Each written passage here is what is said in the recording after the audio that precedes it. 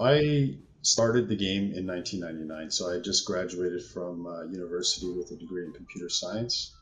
And my idea was, since I was now a computer programmer and I had played a number of computer games and especially computer war games, I really just wanted to make my own version of a computer war game. And it was something that I worked on for, I gave myself a few months to work on it. It ended up taking a couple of years, which was a lot longer than I had initially anticipated. But the idea was that I would have something, either some success with it and I would be able to make a living making, my dream job, which would be to be making computer games, or worst case, it was just something that I would have on my resume that would help me find a job instead of being just a straight out of university graduate. And worked on it for a few years and was officially published in 2002. What initially inspired me to make the game was, after having played a number of war games back at that time, a lot of them felt like they were just straight ports of board games that you could play on a computer. And so with accessibility in mind, I wanted to make a game that felt like you were playing on a computer and taking full advantage of a computer. Across all our titles, we've really tried to focus on player feedback. And I know every developer will say this, but we listen to our community. We have a passionate fan base, and we really do feel that it's true. And we got over the years a lot of feedback, and as well as we believe we designed the interface, the AI, just aspects of the game, the feedback that we got allowed us to continue to improve on those things. So we were able to continue to improve the user experience, so that the feedback they would get from the interface as they played, just to make it more intuitive. So because the games have been out for a while now, we get a lot of feedback, and sometimes we get some really good ideas, and we're more than happy to incorporate them. And the same thing with the AI. It's been played quite a few times by a lot of players, so we get a lot of feedback of where its weaknesses are, where its strengths are, and how we can improve it. I feel like we've done a very good job. The team led by Bill on the forums, listening to the players, he does a great job of filtering a lot of the great ideas that we get then back to me, and over time we implement them and we test them, and we have a very good immediate fan base that we use for testing, like some guys that we trust. And over time, I think we've done a very good job of just kind of refining the game and putting together an improved product every time we release a new version of the game. But we also roll in any changes that we've put into place in new versions of the game into our older titles. So the older titles slowly get improved over time as well. For the American Civil War, the initial inspiration for that was our main designer, Ryan O'Shea. And he approached us, and he'll correct me if I'm wrong here, but the basic story there was, this was the Strategic Command series was a series introduced to him when he was a lot younger. I think he was 9 years old by his father, and he started playing the games. And so, yeah, that dates me a little bit that I've been doing it for that long. But he initially designed some version of the current American Civil War game that we know within our classic titles. He had done his own mods, and he shared those with us and approached us and asked if we would be interested in making this type of game for the Strategic Command series. Brian did a really good job, an excellent designer, and we were very happy with how American Civil War came out.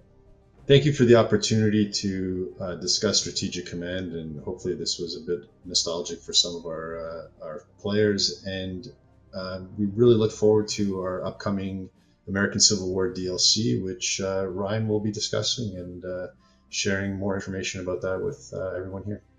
Concert of Europe is effectively the story of the time period between the end of the 1848 revolutions and the Congress of Berlin in 1878.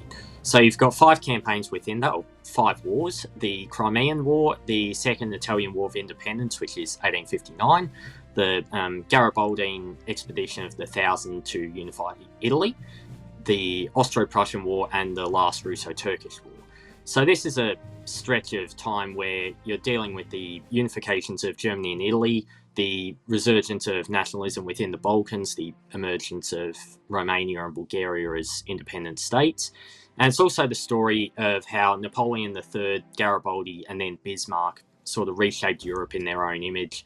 So Napoleon III comes in, fights the Crimean War, and then sort of leverages that in order to campaign in Italy.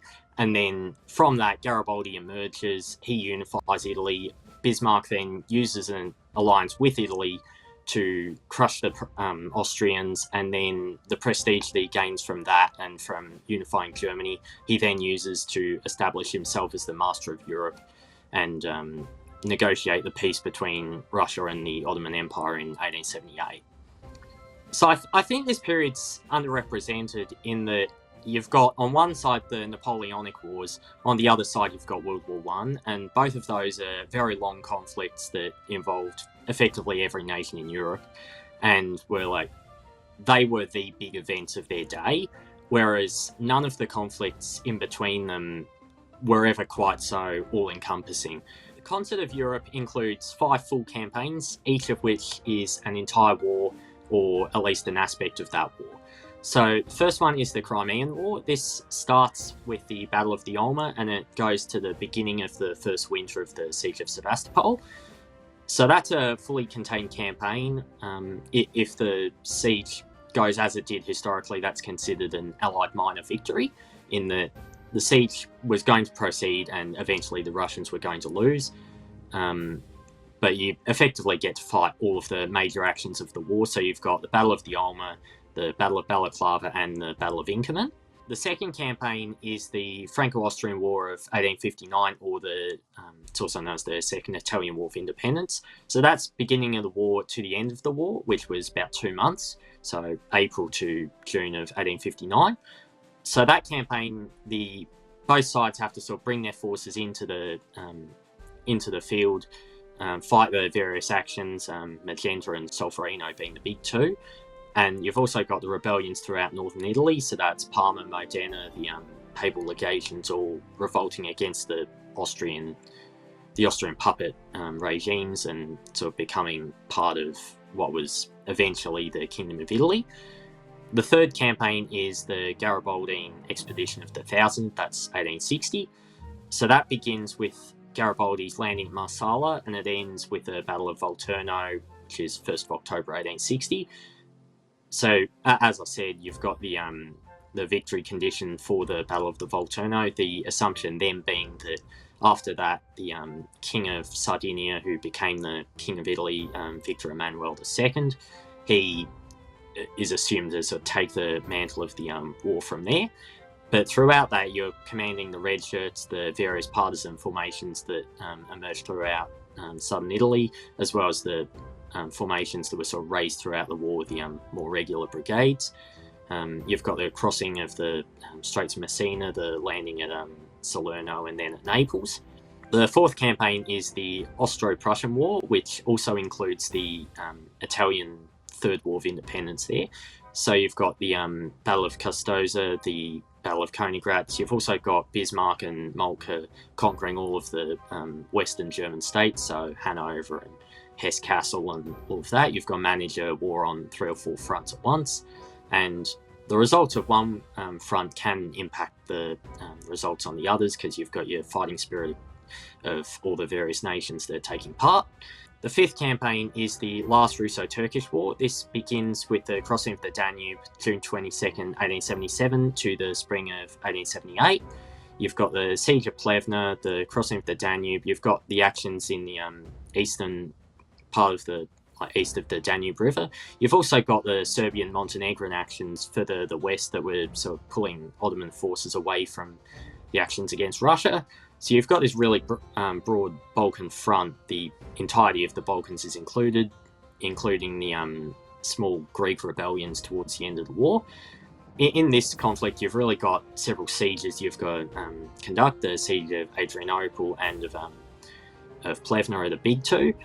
And you've also got the mobilization of forces, bringing in forces from Romania and Bulgaria, and it ends with the Russians advancing on Constantinople itself. Thank you for joining us today. We're very keen to share this DLC with you soon, and we're looking for release later this year.